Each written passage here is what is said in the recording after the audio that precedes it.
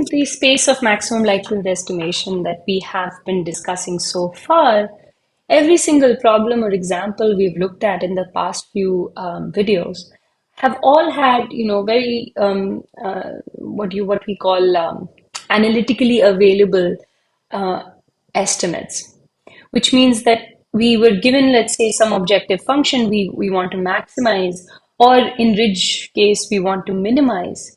And we were able to find where that maximization occurs and exactly what value of the parameter maximizes it. And we were able to get the exact value of this parameter, right? Of where it actually happens. That means that we were dealing with objective functions or maximization problems where the solution to the problem was available to us analytically or in closed form. Okay. But often, very often, in fact, there are cases where we do not have this available in closed form.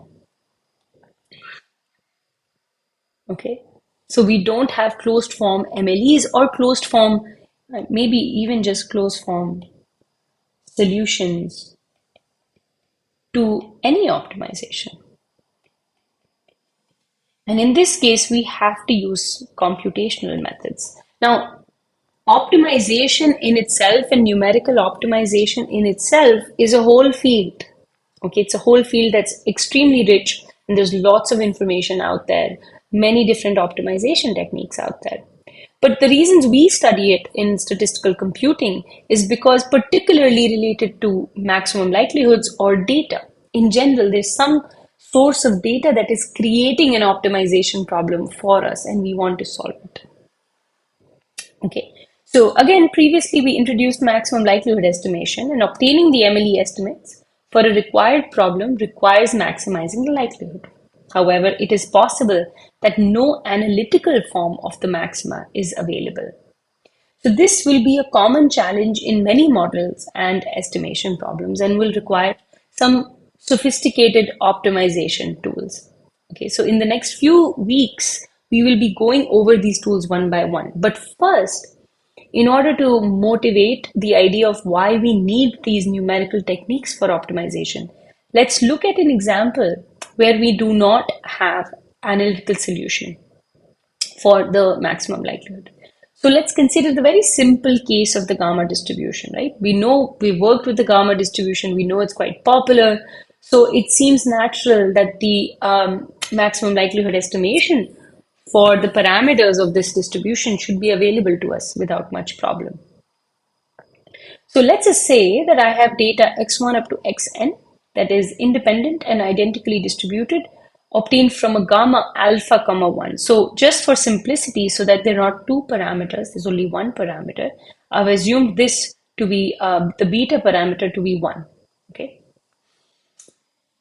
Then for this case, the likelihood function, now you've seen enough of this so that you know that the likelihood function log likelihood of alpha given x is nothing but the product of I going from 1 to n, f of xi given alpha, which in this case turns out to look something like this, where f of xi, the density of a gamma random variable f of x, is beta to the power alpha, divided by gamma function of alpha, x to the power alpha minus 1, e to the power minus beta xi, when beta is the rate parameter of my gamma. Okay. Now, of course, beta in this case is 1, so I don't have to worry about these quantities. So I just get 1 over gamma of alpha, right? Xi to the power alpha minus 1, e to the power minus xi, right? But now this thing doesn't depend on my data at all. So it doesn't depend on the index I, so I can pull this thing outside to just get 1 over gamma alpha to the power n, product I going from 1 to n, xi to the power alpha minus 1, e to the power minus summation xi, right? Now, again, as usual, dealing with the likelihood function is quite annoying. You can see that there's an alpha here and an alpha here, and it's in a product. So if I take log, it'll be a bit simpler possibly to deal with this, possibly. So I take log. and I get minus n over here times log of gamma alpha plus alpha minus 1 summation log of xi, the summation because log of a product is sum of the logs, minus e to the power summation xi, right? So that hopefully is simple enough. And now what I do again is I have a function, I want to maximize it. At the maxima, I'm going to have the slope of the line created at that point be equal to 0. So I want to find the place where this actually is obtained. So that will be my alpha hat MLE. So I take my derivative in order to find the slope of the line at any point, right? So that's d of L alpha by d of d alpha. And that I take, well, minus n comes outside. And then I have log of gamma alpha. Now, the gamma function is quite a complicated function itself, right? It's in fact an integral. So the gamma function, gamma alpha, is basically a very complicated integral, okay? That we don't know what the value of it might look like. And so I don't know what the derivative of gamma looks like, but whatever it is, I get, by chain rule, I get 1 by gamma alpha, gamma prime alpha. So gamma prime meaning the derivative of gamma, the gamma function with respect to alpha. Plus, from here, summation I going from 1 to n log xi. Sorry, this should be small xi because I'm using observed data. And now this is just a constant with respect to alpha, so there's no need for this, it goes away. Okay, and if I set it to 0, that's what I want to do in order to solve this problem. And set it to 0 and solve for alpha. But before I set it to 0, I want to understand whether this function looks something like this, that it is concave, or does it look something like this, that it's a very ziggity-zaggedy function where it's unclear whether it's going to be whether there's going to be a unique maximum. So I take the second derivative, and instead of now taking the derivatives here and looking at the chain rule, I'm just going to be a little lazy and write this as minus n and the second derivative of this quantity. So minus n, second derivative of d squared by d alpha square of log of gamma alpha, which this part is actually positive.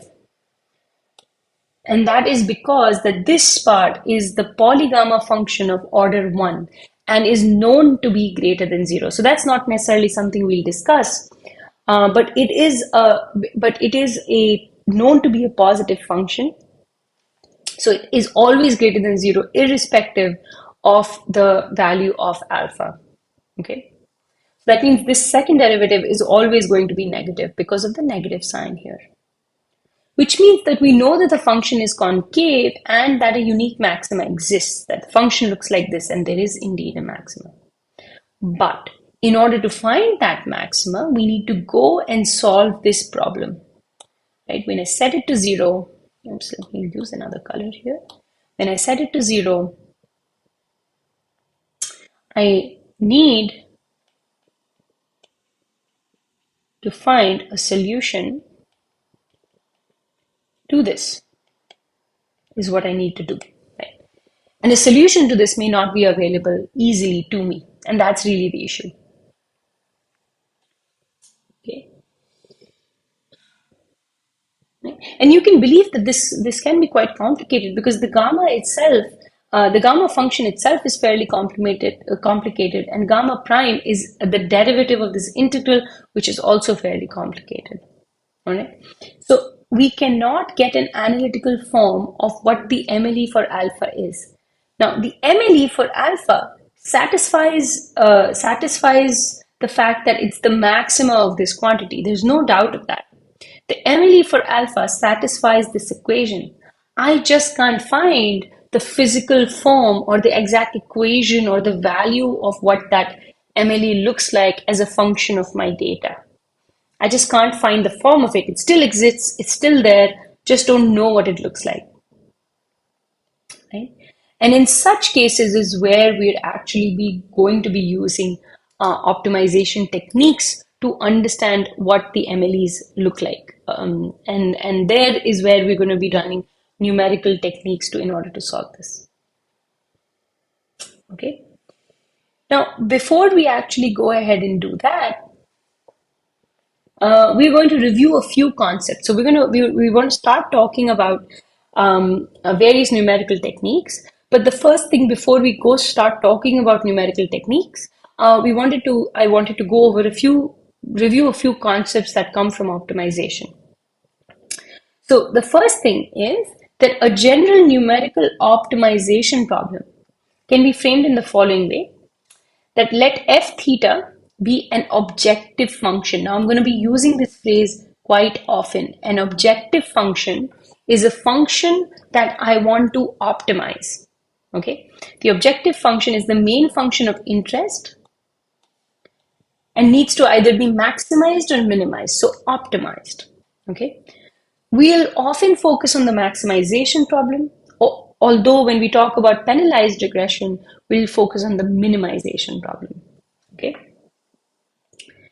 so the objective function over here is f theta, and my objective is to find the argument that maximizes f theta, and I'm going to call that theta star. Right? That is, I want to find the value of theta that maximizes the function f, and I denote that value with theta star. Yeah. Now we are often not going to be interested in what is the value of the function at that maxima, which means that if I have a function like this, and this is where its maxima occurs, and this is theta star, I am not interested in what is the value of f theta star. That's not something I'm going to be interested in. I'm only interested in what theta star is, right? Typically not interested in what the value of the function at that theta star is. But this also means that we can apply transformations to the functions, and we've been using this already. We can apply transformations to the functions f theta that retain theta star as the argument that maximizes it. That is to say, I can take this function that I have, right, which is some function, and maybe I do some scaling with it so that the function now looks like this. Okay, let's say. Then it's the argument that maximizes it is still theta star, right? I might or do something like this. I might, shift the function down a little bit. Again, the argument that maximizes it is still theta star. Even though the value of the function has changed, I don't care about that because I only care about where the function is maximized. Okay, so several examples of transformations that are useful, and we've used one of them already, is that the original problem is theta star being the argument that maximizes f of theta. Now, because the function e, exponential function, is an increasing function, this is the same as the argument that maximizes e to the power f theta. And again, because log is an increasing function, this is the same as the argument that maximizes log of f theta. And we've seen this already. We've used this already. And if I take f of theta and just move it 100 units up, then the argument that maximizes f of theta plus 100 is the same as theta star. And just to be complete, this is also exactly the same as the argument that minimizes minus f of theta. Okay, so these are all equivalent optimization problems because they give us back the same theta star. Just to visualize this a little bit is, for example, let's say this is my f theta. So I created a function that looks a little squiggly. Okay, and the value of theta at which it's maximized is 0, right? Now, the actual objective function here takes a value 100 approximately. Now, this is f theta. And if I look at e to the power f theta, right, it looks something like this. Where now the y-axis value have changed a lot, okay? But the point where it's maximized is still x equals 0. So theta star remains the same. I take that same function f theta and plot log of f theta. And again, the y-axis has changed because now everything's the log of f of theta on the y-axis, but the place where it's maximized is still theta star, the same. I take the same function f of theta and I move it 10 units up. So f theta plus 10. So now notice this 95 has become 105. But the place it's maximized is still the same because my function previously was this, just moved it up. So where the maximum occurs doesn't change. This is, and we're going to be using these relationships quite often. Now, the three main optimization techniques that we will go over in the course of the next few weeks will be the Newton-Raphson method, gradient ascent, which is often called gradient descent, but because we want to maximize often, I'm going to call it gradient ascent, okay? And something called the algorithm as well. So these are the three algorithms that we're going to look at. Before we look at them, we're going to do a little bit of more review of Taylor series approximations in the next video, right? So we'll do a little bit of review in the next video and then come back to doing the three optimization methods.